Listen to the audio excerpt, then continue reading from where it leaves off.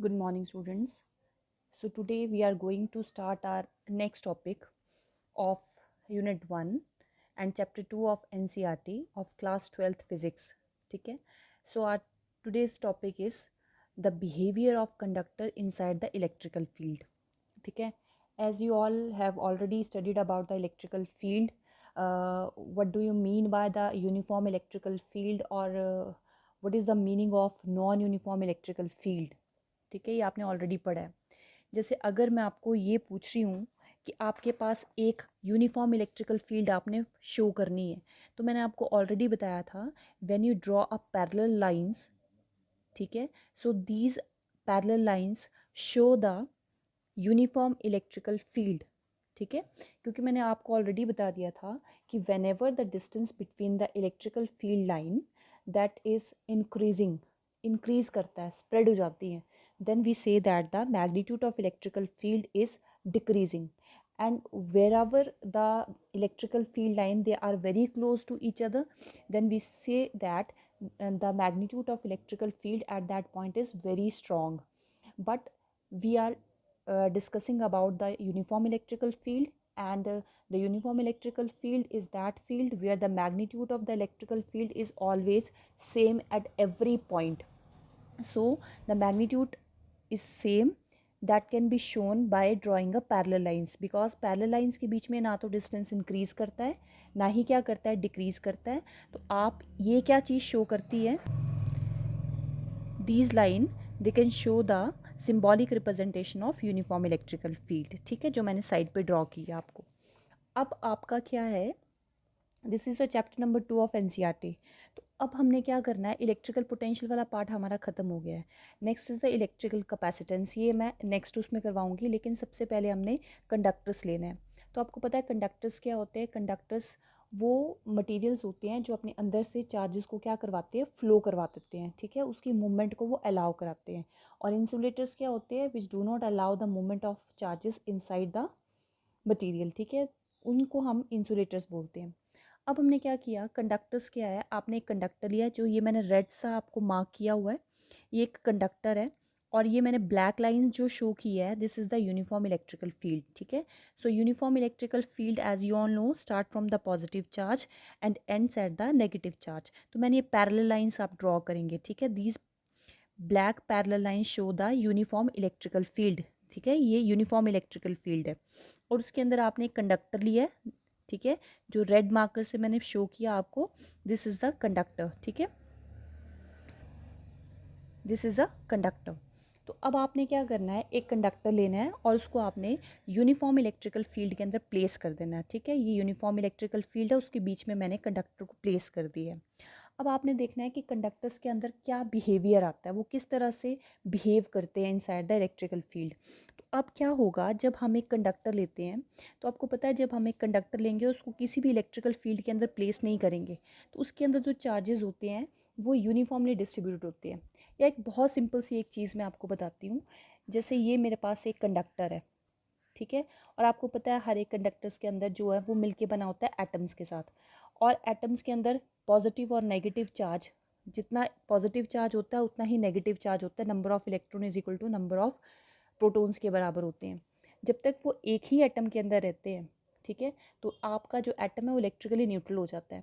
अब सपोज़ करो इस एटम में से मैंने नेगेटिव चार्ज सेपरेट कर दिया, तो जब आप इस एटम में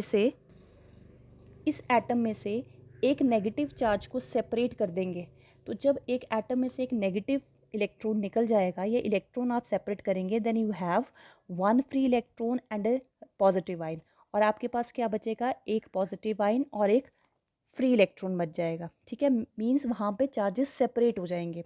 लेकिन इसको सेपरेट करने के लिए एटम में से इलेक्ट्रॉन को बाहर निकालना है, और एक इलेक्ट्रॉन, फ्री इलेक्ट्रॉन और एक पॉजिटिव आयन बनाने के लिए you have to do some work. आपको बाहर से फोर्स लगानी पड़ती है, जिसकी वजह से आपके पास ये एक फ्री और एक पॉजिटिव चार्ज बनते हैं, आयंस बनते हैं। ठीक है, अब हमने क्या किया, ये मैं बात कर रही हूँ, ये है आपका किसी एक्सटर्नल फोर्स के बिना। और जब आप एक्सटर्नल फोर्स लगा के चार्जेस को सेपरेट करोगे, then you have plus and minus charge. ठीक है, अब आपने क्या किया, ये कंडक्टर लिया और उसको इस यूनिफॉर्म इलेक्ट्रिकल फील्ड के अंदर रख दिया। अब आपको पता है यहाँ पे सारा पॉजिटिव चार्ज है और यहाँ पे क्या है, नेगेटिव चार्ज है। दिस पॉजिटिव चार्ज, जो आपका कंडक्टर है उस कंडक्टर के अंदर इलेक्ट्रॉन्स और पॉजिटिव चार्ज जो है, ये पॉजिटिव चार्जेस जो है, जो एक्सटर्नल इलेक्ट्रिकल फील्ड है, ये आप याद रखिएगा। ये जो मैंने ई शो किया है, ठीक है, this is a uniform electrical field और it is also known as the external electrical field which you are applying on that conductor, ठीक है, जो आप इस पे अप्लाई कर रहे हैं, तो एक्सटर्नल इलेक्ट्रिकल फील्ड है।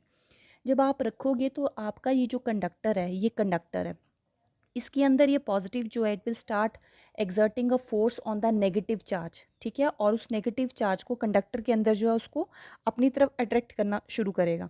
और यहाँ जो नेगेटिव चार्ज है वो कंडक्टर के अंदर जो पॉजिटिव चार्ज है उसको अपनी तरफ अट्रैक्ट करना शुरू करेगा, जिसकी वजह से आप देखेंगे कि कंडक्टर के अंदर चार्जेस क्या होना शुरू हो जाएंगे, सेपरेट होना शुरू हो जाएंगे। चार्जेस को सेपरेट करने के लिए you have to do some work or you have to exert some kind of force. In this case, this electrical field, this external electrical field will exerting a force to separate the charges inside the conductor. Clear? Conductor के अंदर charges को separate करने के लिए ये electrical field क्या कर रही है, फोर्स लगा रही है और काम कर रही है, जिसकी वजह से आपने यहाँ देखा कि चार्जेस सेपरेट हो गए। पहले तो यूनिफॉर्मली डिस्ट्रीब्यूटेड थे, इस प्लस ने यहाँ से अंदर से एक माइनस चार्ज को अपने तरफ ले लिया और माइनस वाले की तरफ से एक प्लस आ गया। सो you have plus and minus charge separated inside the conductor. Conductor के अंदर ही सेपरेट होंगे, कंडक्टर को छोड़ के बाहर नहीं जाएंगे। कंडक्टर के सरफेस पे दो ऑपोजिट एंड पे एक माइनस और एक क्या आ जाएगा, प्लस चार्ज आ जाएगा। क्लियर? अब आपको मैंने बताया है कि जो आपकी इलेक्ट्रिकल फील्ड है वो बनती है कहाँ से कहाँ बनती है, पॉजिटिव्स आ जाए और एक तरफ नेगेटिव आ जाए, तो इलेक्ट्रिकल फील्ड जो है वो पॉजिटिव से किसकी तरफ चलती है, नेगेटिव की तरफ चलती है, ठीक है। अगर आपके पास प्लस और माइनस आ जाए दो ऑपोजिट एंड में, means there is a production of electrical field.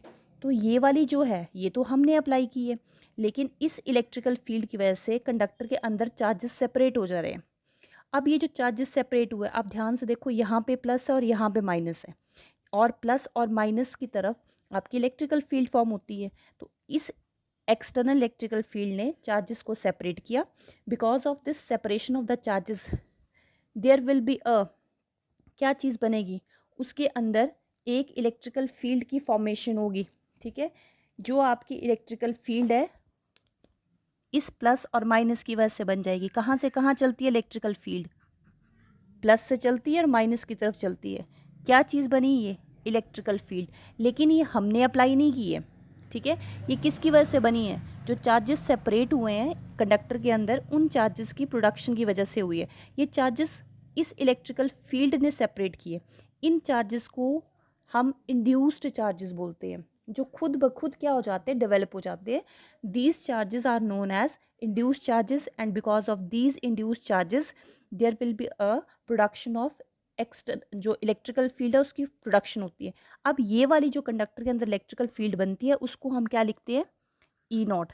और उस ई नॉट को क्या बोलते हैं, this electrical field is generated because of the production of induced charges.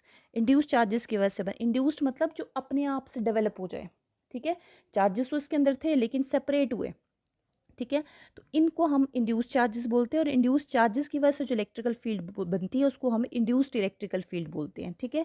सो ये induced electrical field, what is the cause of production of this induced electrical field, the induced electrical field is produced because of the separation of the charges, and the charges are separated because of the uniform external electrical field. So what is the cause of E naught, तो आप बोलोगे ई naught का cause क्या है, charges का separate होना, और charges का सेपरेट किसकी वजह से हो रही है, एक्सटर्नल इलेक्ट्रिकल फील्ड की वजह से। क्लियर? अब क्या होगा, ये जो बाहर वाली एक्सटर्नल ये जो इलेक्ट्रिकल फील्ड है ये इसके अंदर कंडक्टर के अंदर क्या लगाएगी, फोर्स लगाती रहेगी, जिसकी वजह से कंडक्टर के अंदर धीरे धीरे चार्जेस क्या होना शुरू हो जाएंगे, सेपरेट होना शुरू हो जाएंगे, ठीक है। अब जैसे जैसे चार्जेस सेपरेट होंगे, पहले एक ही चार्ज सेपरेट हुआ था तो आपकी इलेक्ट्रिकल फील्ड का मैग्नीट्यूड थोड़ा सा कम था, पहले तो था ही नहीं, जब तक चार्जेस सेपरेट नहीं हुए इसकी वैल्यू तो थी ही नहीं। फिर जैसे जैसे चार्जेस सेपरेट होते जाएंगे, ये चार्जेस सेपरेट होते जा रहे हैं, जैसे जैसे चार्जेस सेपरेट होते जाएंगे वैसे वैसे ई नॉट का मैग्नीट्यूड क्या होता जाएगा, इंक्रीज करता जाएगा। ठीक है, strength of E not depend upon separation. जितना माइनस और प्लस, देखो प्लस से माइनस की तरफ इलेक्ट्रिकल फील्ड होती है, तो जितनी ज़्यादा number of electrical field lines होंगी मतलब उतने ही ज़्यादा चार्जेस क्या हुए होंगे, सेपरेट हुए होंगे। तो यहाँ पे चार्जेस सेपरेट होते जा रहे हैं, वैसे वैसे ई नॉट का मैग्नीट्यूड क्या हो रहा है, इंक्रीज हो रहा है। अब धीरे धीरे करके आपके चार्जेस जो वो सेपरेट हो गए। ठीक है, अब ये चार्जेस को सेपरेट करने का काम ये कर रही है। ये चार्जेस को क्यों सेपरेट कर रही है, वो इसलिए सेपरेट कर रही है क्योंकि इसके पास अभी तक इतना एफर्ट है उसके अंदर कि वो लगा रही है कि चार्जेस को क्या कर सके, सेपरेट। इतना जोर है इसके पास कि वो चार्जेस को क्या करे, सेपरेट करे। लेकिन वो चार्जेस को तो सेपरेट करती जा रही है, लेकिन अंदर जो ई नॉट है वो क्या होता जा रहा है, इंक्रीज होता जा रहा है। ठीक है, अब इस चार्जेस का प्रोसेस सेपरेशन का कब तक चलता रहेगा, अब देखो ध्यान से। फॉर एग्जाम्पल ऐसे एज्यूम कर रही हूँ मैं कि जो मैंने एक्सटर्नल इलेक्ट्रिकल फील्ड ही ई वो 10 न्यूटन है, ये तो एक जैसी रहेगी। लेकिन शुरू में जो आपकी ई नॉट थी, ई नॉट की स्टार्टिंग वैल्यू कितनी थी, चार्जेस जब सेपरेट ही नहीं हुए थे तो उसकी वैल्यू थी 0। फिर जैसे जैसे इस एक्सटर्नल, इसका मैग्नीट्यूड तो कैसा है, ये कांस्टेंट है क्योंकि आपने कांस्टेंट इलेक्ट्रिकल फील्ड अप्लाई की है। ठीक है, इसकी वजह से अंदर चार्जेस सेपरेट होते गए, जिसकी वजह से अंदर इलेक्ट्रिकल फील्ड बनती गई। तो शुरू में इसका मैग्नीट्यूड कितना था, 0। ठीक है, फिर जैसे चार्जेस सेपरेट हुए ये 1 न्यूटन कूलम इनवर्स होगी, फिर और ज़्यादा चार्जेस सेपरेट हो गए, फिर 2 3 4 5 ऐसे ऐसे करके इसका मैग्नीट्यूड इंक्रीज करता गया। अब यहाँ से हम ई कितनी भेज रहे हैं, 10 न्यूटन। लेकिन जैसे इलेक्ट्रिकल फील्ड कंडक्टर के अंदर आ रही है, देखो आप यहाँ से इलेक्ट्रिकल फील्ड भेज रहे हो, ये कौन सी वाली है, ये एक्सटर्नल है, अंदर भी तो जाएगी कंडक्टर के, लेकिन इसके ऑपोजिट में कौन सी आ रही है, ई नॉट। देखो इनके डायरेक्शन एक दूसरे के ऑपोजिट है, यहाँ से हम ई भेज रहे हैं, यहाँ से ई नॉट है। तो जब शुरू में यहाँ पे 10 थी, ये था ही नहीं, तो मेरे पास कोई भी ऑपोजिशन नहीं होगी। लेकिन जैसे जैसे मैग्नीट्यूड बढ़ता जाएगा किसका, ई नॉट का, वैसे वैसे इसको ऑपोजिशन क्या होती जाएगी, बढ़ती जाएगी। अब एक टाइम आएगा जब ई नॉट का मैग्नीट्यूड जो है वो इंक्रीज होता होता, सॉरी यहाँ पे जो है वो 10 न्यूटन कूलम इनवर्स आएगा। ठीक है, यूनिट जो होता है इसका, ई नॉट का मैग्नीट्यूड इंक्रीज करते करते कितना हो जाएगा, इसके बराबर। अब जब आप कंडक्टर के अंदर जाओगे तो यहाँ पे external electrical field 10 Newton coulomb inverse है, और अंदर की इंड्यूस्ड इलेक्ट्रिकल फील्ड भी कितनी है, 10 न्यूटन कूलम इनवर्स। तो ये दोनों एक दूसरे के ऑपोजिट डायरेक्शन में काम कर रहे हैं, तो यानी कि ये इसके इफेक्ट को क्या कर देगी, कैंसिल आउट। तो इनसाइड द कंडक्टर आपकी नेट इलेक्ट्रिकल फील्ड आपने निकालनी है, e net which is equal to e में से आपको क्या माइनस करोगे, ई नॉट को। इनका मैग्नीट्यूड आपस में क्या हो जाएगा, बराबर। कब तक चार्जेस सेपरेट होंगे, जब तक इसका मैग्नीट्यूड जो है वो इसके मैग्नीट्यूड के बराबर ना हो जाए। ठीक है, तब तक चार्जेस सेपरेट होते जाएंगे। लेकिन जैसे ही इसका मैग्नीट्यूड इसके बराबर हो जाएगा, दोनों आपस में बराबर, मैग्नीट्यूड बराबर, डायरेक्शन एक दूसरे के ऑपोजिट, तो आपकी फर्दर सेपरेशन होना क्या हो जाएगी, रुक जाएगी। और उस स्टेज पे ये और ये आपस में बराबर हो जाएंगे और नेट इलेक्ट्रिकल फील्ड की वैल्यू क्या होगी, 0। ठीक है, तो आपने बहुत सिंपल सी चीज़ याद रखनी है कि जब आप एक कंडक्टर को इनसाइड द इलेक्ट्रिकल फील्ड रखते हैं, ठीक है, then you are applying the external uniform electrical field. ठीक है, जब आप ये इलेक्ट्रिकल फील्ड अप्लाई करते हैं तो ये इलेक्ट्रिकल फील्ड कंडक्टर के अंदर क्या चीज़ करना शुरू कर देती है, चार्जेस को सेपरेट करना शुरू करती है। जब कंडक्टर के अंदर चार्जेस सेपरेट होना शुरू हो जाते हैं, तो because of the separation of the charges there will be a production of induced electrical field. ठीक है, जिसका मैग्नीट्यूड इनिशियली कम होता है, लेकिन जैसे जैसे चार्जेस सेपरेट होते जाएंगे वैसे वैसे ई नॉट का मैग्नीट्यूड इंक्रीज करता जाएगा। ठीक है, और एक टाइम ऐसे आएगा when the magnitude of E naught become equal to e, जब इसका मैग्नीट्यूड इसके बराबर हो जाएगा। क्योंकि जब तक इसकी वैल्यू ज़्यादा होगी और इसकी वैल्यू कम होगी, तब तक ये चार्जेस की क्या करता रहेगा, सेपरेट। चार्जेस को सेपरेट करने का काम इसका है। ठीक है, जब तक इसकी वैल्यू इससे ज़्यादा होगी तब तक इसकी पावर ज़्यादा होगी। ऑब्वियसली बात है, चार्जेस भी क्या होते रहेंगे, सेपरेट होते रहेंगे। लेकिन जैसे ही इसका मैग्नीट्यूड इसके बराबर हो जाएगा, तब फर्दर सेपरेशन होना क्या हो जाएगी, रुक जाएगी, और उस स्टेज पे इसका और इसका मैग्नीट्यूड बराबर हो जाएगा। लेकिन कहाँ, कंडक्टर के अंदर। ये सब काम कंडक्टर के अंदर हो रहा है।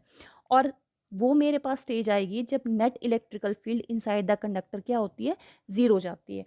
तो आपने एक बहुत इंपॉर्टेंट चीज़ याद रखनी है कि जब भी हम एक कंडक्टर को inside the electrical field place करते हैं तो हमेशा याद रखना inside the conductor the magnitude of E naught is always equal to magnitude of e. हमेशा कंडक्टर के अंदर ई नॉट और ई का मैग्नीट्यूड बराबर ही होता है। एक आगे हम डायलैक्ट्रिक्स पढ़ेंगे, डायलैक्ट्रिक्स में इसका मैग्नीट्यूड कुछ कम होता है और इसका ज़्यादा होता है, लेकिन कंडक्टर में इन दोनों का मैग्नीट्यूड आपस में बराबर होता है, जिसकी वजह से net electrical field inside the conductor, conductor के अंदर, ठीक है, याद रखना inside the conductor is always equal to zero. ये बहुत इंपॉर्टेंट चीज़ है, आपको 1 मार्क्स में पूछ लेते हैं कि what is the magnitude of electrical field inside the conductor, then you will always say that it is always equal to zero. तो चार्जेस कहाँ गए, कंडक्टर को छोड़ के नहीं गए, कंडक्टर के सरफेसेस पे सेपरेट हो गए, देखो अलग अलग हो गए, तो कंडक्टर के अंदर क्या होती है, ज़ीरो होती है। I hope you will understand. तो आपने इसको पॉइंट्स में लिख लेना है, अपनी एनसीईआरटी की बुक से आप उसको फॉलो करोगे, ठीक है। जैसे आप लिखो when we place the conductor inside the electrical field, the electrical field will start separating the charges inside the conductor, ठीक है, ये एक्सटर्नल इलेक्ट्रिकल फील्ड है। फिर सेकंड, और हमेशा पैराग्राफ में नहीं करना, आपने पॉइंट्स में लिखना है, ठीक है। सेकंड लिखोगे due to which an induced, charges separate हो जाते हैं, due to which the induced electrical field E naught will be set up inside the conductor, ठीक है, जो मैंने आपको थ्योरेटिकली समझाया है। Due to the external electrical field the strength of E naught will start increasing, ठीक है, and the process of separation of charges inside the conductor will continue until E become equal to E not, जब तक बराबर नहीं हो जाते। आपस में तो बराबर होते हैं इनसाइड द कंडक्टर, लेकिन डायरेक्शन एक दूसरे के क्या होती है, ऑपोजिट। तो आप ऐसे लिखो, या माइनस साइन इंडिकेट करता है both are acting in the opposite direction, ठीक है। At this stage the effect of E will be cancelled by E naught, ठीक है, जब ये आपस में बराबर हो जाते हैं तो ई के इफेक्ट को ई नॉट क्या कर देता है, कैंसिल कर देता है। कहाँ पे, इनसाइड द कंडक्टर, ये कंडक्टर के अंदर की बात हो रही है, ठीक है। So inside the conductor the net electrical field will be zero. It is very important, बहुत इंपॉर्टेंट चीज़ है, ठीक है। So net electrical field can be calculated by subtracting the external electrical field by the induced electrical field which is equal to zero, ठीक है। ये first point है behaviour of conductor की, कंडक्टर के अंदर electrical field is always equal to zero, ठीक है। अच्छा, your second point is, second क्या आपने प्रूव करना है, द इलेक्ट्रिकल फील्ड लाइंस, ठीक है, लाइंस जो होती हैं they are always perpendicular to the conductor surface. जो भी आपकी इलेक्ट्रिकल फील्ड लाइंस है वो हमेशा सरफेस, जो कंडक्टर है उसके सरफेस के परपेंडिकुलर होती है, ठीक है। फॉर एग्जाम्पल मैंने ये कंडक्टर बनाया है, ये, ठीक है, दिस इज योर कंडक्टर, और इस कंडक्टर पे मैंने चार्जेस सरफेस पे मैंने पॉजिटिव चार्ज डिस्ट्रीब्यूट कर दी है, ठीक है। तो ये बोला जाता है कि जो आप कंडक्टर बनाओगे उस कंडक्टर के सरफेस के परपेंडिकुलर होगी आपकी इलेक्ट्रिकल फील्ड लाइन, ऐसे और बाहर की तरफ जाएगी, परपेंडिकुलर बाहर की तरफ, परपेंडिकुलर और बाहर की तरफ होगी, ठीक है। This is your figure number 1। लेकिन हमने क्या करना है, हमने ये प्रूव करना है, हमने ये बताया कि ठीक है सरफेस के परपेंडिकुलर होती है और रेडियली आउटवर्ड होती है, अब आप उसको प्रूव करोगे। तो प्रूव कैसे करना है, हमने ये कंसीडर किया, ये मेरे पास कंडक्टर है, ये एक्चुअल फिगर होती है जो कि करेक्ट है, अब हमने उसको प्रूव करना है। तो प्रूव करने के लिए हमने क्या किया, फिर से वही कंडक्टर ले लिया, और पहले बोला कि सरफेस के परपेंडिकुलर होती है, अब हमने माना कि ठीक है परपेंडिकुलर नहीं है, लेट वो कंडक्टर के सरफेस के किसी एंगल पे है, let it is making an angle theta with the surface of the conductor, ठीक है, कंडक्टर के साथ थीटा एंगल फॉर्म कर रहा है। So you have already studied in the 11th class the resolution of the components, ठीक है, और the resolution of the vector in which we are resolving any vector along sine component and the sin theta in term of sin theta and cos theta. So in this case we are resolving the component, ठीक है, e component in cos and sine में electrical field में। तो जब आप इसको resolve करोगे तो एक कॉम्पोनेंट सरफेस के अलोंग ऐसे आएगा, ठीक है, और एक सरफेस के कैसे आएगा, परपेंडिकुलर, एक सरफेस के अलोंग आएगा टेंजेंशियल कॉम्पोनेंट, एक सरफेस के परपेंडिकुलर आएगा। दिस कॉम्पोनेंट इज थीटा लगा है, e cos theta, and this component is e sin theta, ठीक है, ये e cos theta और ये मेरे पास e sin theta है, क्लियर। अब हमने क्या किया कि अब ठीक है हमने बोला कि परपेंडिकुलर होता है, ठीक है, ये तो हमारा कंपोनेंट परपेंडिकुलर ही शो कर रहा है, लेकिन बोला अगर किसी एंगल पे हो तो क्या होगा, तो हमने उसको कंपोनेंट को रिजॉल्व किया। अब क्या होगा, देखो ई क्या चीज़ है, ये क्या चीज़ है, it is the component of electrical field, और आपको ये पता है कि जब भी हम किसी भी चार्ज को इलेक्ट्रिकल फील्ड में रख देते हैं, चार्जेस जो है जब हम इलेक्ट्रिकल फील्ड में रखेंगे, ठीक है, फॉर एग्जांपल ये है मेरे पास, यहाँ पे मेरे पास प्लस चार्ज है, यानी कि इलेक्ट्रिकल फील्ड मैंने फॉर्म की है, और यहाँ मैं एक इलेक्ट्रॉन को रख दूँगी, इलेक्ट्रॉन है, तो अगर आप उसको इलेक्ट्रिकल फील्ड में प्लेस करेंगे तो this electron will experience a force, ठीक है, तो ये यहाँ नहीं बैठेगा, it will experience some kind of force and it will start moving. किस तरफ को मूव करेगा, अब ये प्लस है, ये इसको अपनी तरफ अट्रैक्ट करेगा और ये इसको क्या करेगा, रिपेल करेगा, so the electron will start moving opposite to electrical field, movement करना शुरू करेगा। अगर यहाँ मैं प्रोटॉन रख देती तो प्रोटॉन क्या करेगा, प्लस इसको रिपेल करेगा और ये प्लस से कहाँ जाएगा, माइनस की तरफ, यानी कि प्रोटॉन जो है दे will start moving along electrical field. ये भी आपको 1 मार्क्स से क्वेश्चन पूछ लेते हैं। whenever the electron is placed inside the uniform electrical field, then it will always start opposite, moving opposite to the electrical field, and the proton they will start moving along the direction of electrical field. But ये मैंने क्यों बताया आपको, ये मैंने सिर्फ इसलिए बताया कि जब भी आप चार्जेस दोगे, जब भी वो इलेक्ट्रिकल फील्ड के अंदर आएंगे, ठीक है, तो they will experience some kind of force and because of that force they will start moving, वो मूव करना शुरू करेंगे, ठीक है। और आपने ये 10th क्लास में पढ़ा है, whenever there is a movement of any charge, किसी भी चार्ज की मूवमेंट हो इन अ पर्टिकुलर डायरेक्शन, किसी भी चार्ज, जैसे वैसे तो हम इलेक्ट्रॉन्स को लेते हैं, लेकिन हमने ये सिंपल सा पढ़ा है कि जब भी एक चार्जेस जो है एक डेफिनेट डायरेक्शन में मूव करते हैं, तो ये डायरेक्शन में तो मूव कर रहे हैं, देन क्या चीज़ बनाता है वो, इट कॉन्स्टिट्यूट अ करंट, वो इलेक्ट्रिकल करंट बनाता है, ठीक है, वो करंट बनाएगा। अब यहाँ हमने क्या किया, जैसे मैंने बोला कि चार्जेस जब भी फील्ड के अंदर होंगे तो field will exert a force and because of that force they will start moving in a definite direction, and whenever the charges they start moving in a definite direction, then there is a formation of electrical current और it will form a current, ठीक है। तो यहाँ क्या हुआ, हमने बोला ठीक है ऐसा होना चाहिए, लेकिन उसको कॉन्ट्रडिक्ट करने के लिए, हमने चेक करने के लिए कि ठीक है सरफेस के परपेंडिकुलर होती भी है, उसको लिए हमने ये स्टेज लिया जिसमें इलेक्ट्रिकल फील्ड को किसी एंगल पे सरफेस के साथ थीटा एंगल पे कंसीडर किया, एक कंपोनेंट ये आ गया, एक कंपोनेंट ये आ गया, this is the perpendicular component, but this is the surface के अलोंग का कंपोनेंट, ठीक है। तो ये सरफेस, जिस सरफेस पे आपने चार्ज बांटे है उसी सरफेस के अलोंग जो है ये कंपोनेंट है तो ये इलेक्ट्रिकल फील्ड का ही कंपोनेंट। अगर ये इलेक्ट्रिकल फील्ड का कंपोनेंट है तो ये इलेक्ट्रिकल फील्ड जो वो सरफेस के अलोंग है, ठीक है, जैसे ये था चार्जेस, चार्जेस के अलोंग, ये देखो ये इधर है, ये भी इधर है, अगर ये ऐसे है तो ये ऐसे है, ठीक है। तो जब एक ही डायरेक्शन पे है, ये देखो ये और ये एक डायरेक्शन पे है, तो इसने क्या चीज़ एक्सपीरियंस की, फोर्स।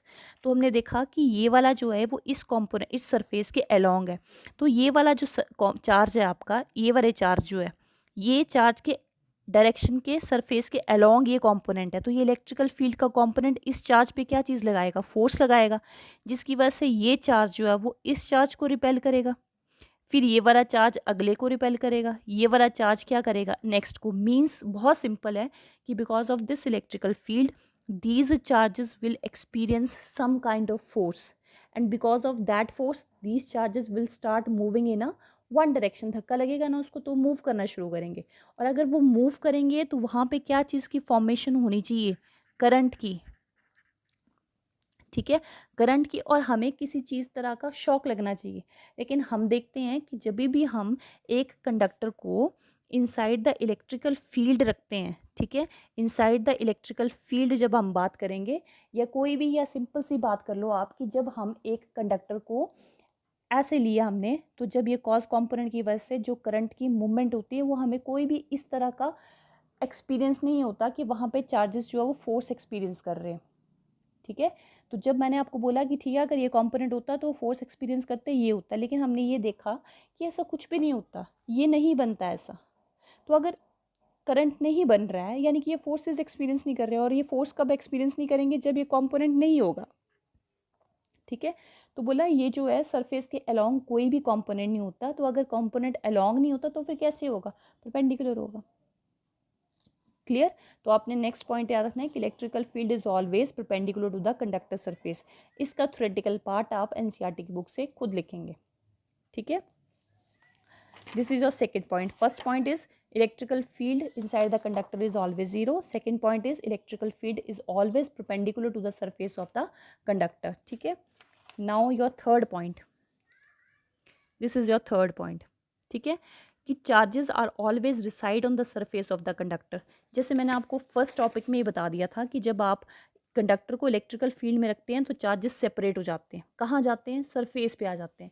वैसे ही मान लो ये मेरे पास एक कंडक्टर है और इसको मैंने चार्जेस दिए, तो ये बाहर नहीं है, सरफेस के ऊपर ही है. तो जब हम देखते हैं तो जब इस कंडक्टर को, चाहे होलो हो या फील्ड हो, जो भी आपके पास कंडक्टर है, जब आप यहाँ पे चार्जेस दोगे तो जब कंडक्टर को आप बाहर से चार्ज डिस्ट्रीब्यूट करोगे तो वो चार्जेस के अंदर जो है चार्जेस की वजह से रिपल्शन लगेगी. ठीक है, रिपेल करेंगे तो एक दूसरे से दूर जाएंगे. तो दूर जाके कहाँ जाके रुक जाते हैं? वो सरफेस पे.